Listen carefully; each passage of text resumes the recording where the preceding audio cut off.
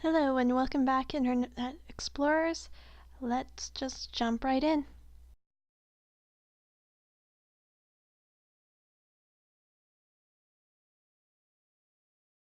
Alright, so today I'm doing a redraw or repaint of a drawing I did in, I think it was in 7th grade.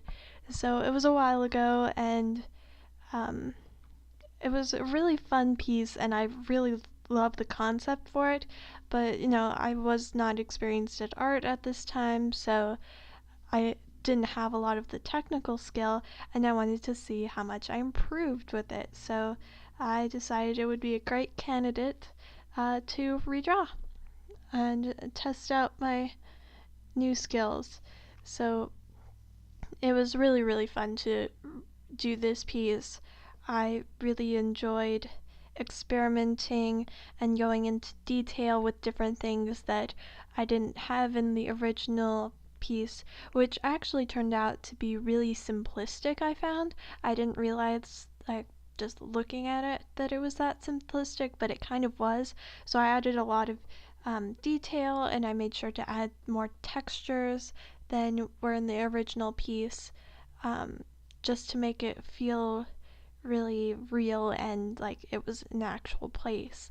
Um, so this was a concept that it was supposed to be this sort of cityscape, and I had a story for it that sort of had to do with it being this sort of desolate planet cityscape, and like it was so desolate that like the cities were actually really tiny and just these little like few buildings that made up the cities, and like you can see there are some windows on them, and they're facing away from the sun. So I was seeing it as like the sun of this planet was dying, so the buildings were all turned away from it, and they could all pivot as the sun moved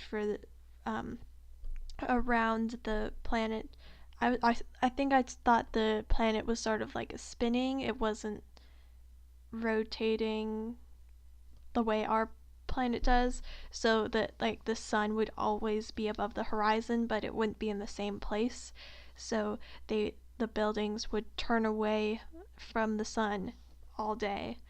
Um, so that was kind of the idea behind that, which was really creative, and I'm not sure where that idea came from, but I still find it really interesting, and it's a piece that really speaks to me now that, I wanted to give it another go.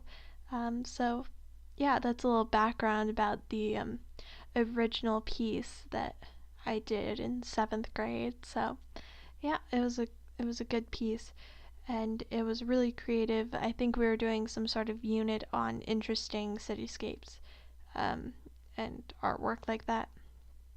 So let's just go over the materials I used for this piece really quickly. I used the Canson mixed media paper.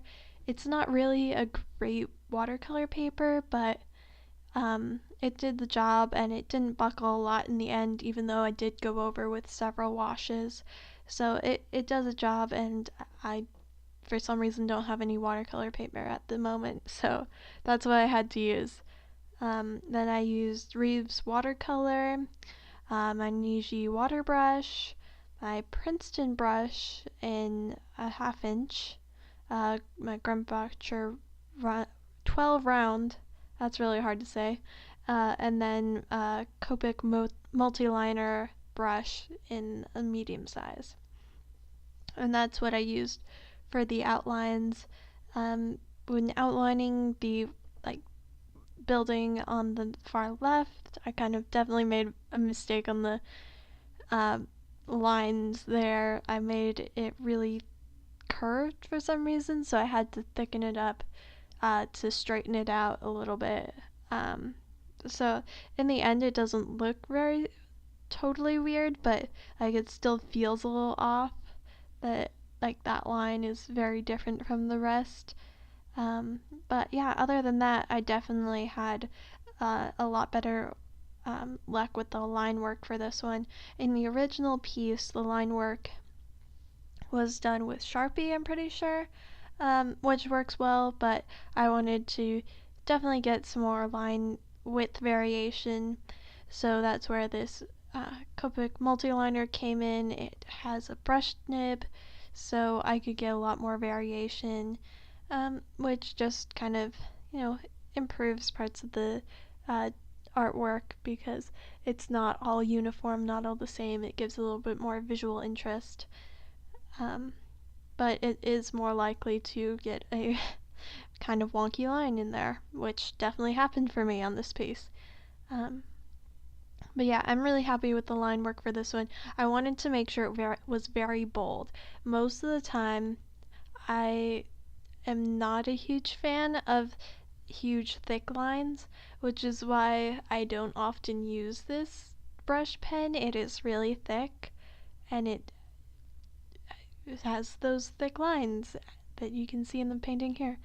So it doesn't really fit my style most of the time, so it was good to be able to break out this pen and use it when I wouldn't normally use it for most pieces. And it was fun to experiment with a much thicker line art, but I don't think I'll be using it for a lot more of my pieces. So yeah, that was the line art. The line art for the canyon was pretty easy, pretty straightforward. It also doesn't matter if that was a little wobbly and shaky and you got some strange bumps because it's a canyon, so it kind of made sense. It actually added, I think it improved parts of it. And yeah, the canyon is so much fun to draw. This is sort of a method that I have used a lot in the past. This sort of like squiggly on the surface, and then you draw down these like pillars and they all run into each other so that it looks like a canyon. It doesn't look especially realistic necessarily, but it definitely makes a big impact, and you can totally tell that this is some big old canyon. I think that the thing that kind of throws it off to make it look unrealistic is that the bottom of the canyon, I always have it really flat, whereas most of the time canyons are like made by water running through them, so there would be like a little riverbed that's like hollowed out in the bottom, or maybe even like a river in the bottom. But yeah, I just skipped that part. So this method for canyons is one that I actually learned from my teacher, and she taught me that for this piece. So I've definitely made good use of that technique. So yeah, the canyon is really fun to do. And then, let's see, I did some painting with a watercolor. This was really challenging to figure out how to do the sort of monochrome. It's not quite, but it's really close to being monochrome. It's sort of a pinkish and an orangish, and those are like the only two colors. And they're both like pretty light in the whole piece. So it was hard to figure out how to balance it, how to make sure there was still enough contrast, and make sure that your eye still moves around the whole piece. It wasn't just drawn to one section, but like it still has good color balance. That was tricky, and I ended up kind of switching the color on the top with the color on the bottom. In the original, it's more of a what was it? It's more of a pink on the top, and then the like bottom part where it's actually the ground is more of an orangish. But I switched it in this piece so that the top is more orange and the bottom is more of pink. And I just thought that was a better way to balance it. I mean, I don't think it's a big problem in the original one, but I wanted to give it a go and see how it worked. I think it worked out pretty well, especially because the buildings I made pretty orange, as well as the like little canyon, so it gave it a little bit more of a contrast from the ground there. That was pretty good. And then the pink ground that I made, I also added lots of texture to that. In the original, it's super smooth, and I know why I did that. I wanted it to sort of add to the desolateness. It was really simplistic, like it's just flat. It was just too simple like that. So I added some, just a little bit of texture. It's not a lot and it's pretty light, but I really like how that worked. And I like how it looks now, so I think it worked out. Yeah, so the painting went pretty well. It was really smooth, and I really enjoyed doing this piece. It was really fun revisiting my old artwork. And overall, I do think I improved definitely on the technical skills. Yeah, that was definitely a lot better for me, but I also really like how I was in the original, and I know I wasn't great and a fabulous artist, and I'm not a fabulous artist now, but I'm really happy with what I can do now, and it was really fun to see where I've come, how far I've come, and where I started, and it's always good to get in touch with where you've come from so you can see how you improved, but you can also see where you were in the beginning and like what used to inspire you. I think that's also really important.